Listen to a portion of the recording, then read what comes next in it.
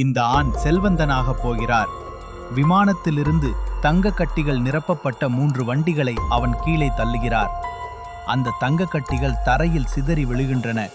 உடனே விமானத்தின் கதவை திறந்த அவன் பைலட்டிடம் துப்பாக்கியை காட்டி விமானத்திலிருந்து குதிக்க கட்டாயமாகச் செய்கிறான்.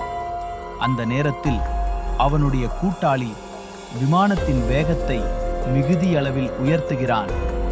என்ஜின் சத்தம் முழங்கும் வேளையில் விமானம் கட்டுப்பாட்டை இழக்கிறது. பின்னர் அது விமான நிலையத்தின் வெளியே நிறுத்தப்பட்ட பல லக்ஸரி கார்கள் மீது நேராக மோதுகிறது. அந்த வாகனங்கள் கண்முன்னே நொறுங்கி சிதறுகின்றன. விமானம் முன்புற கதவுக்கு நேராக மோதப்போகும் சூழ்நிலையில் இருவரும் விரைவாக விமானத்தின் கதவை திறந்து தங்கள் சட்டைகளை கழற்றி வெளியேறுகிறார்கள். உடனே ஒரு பெரும் வெடிப்பு நிகழ்கிறது. அது கடுமையாக பாதுகாக்கப்பட்ட கட்டடம் என்றாலும் பயனில்லை. அங்கே இருந்தவர்களும் தங்க கட்டுகளை எடுத்துக்கொண்டு ஓடுகிறார்கள். மூவரும் இந்த செயல்களை ஒரே காரணத்திற்காக செய்தனர்.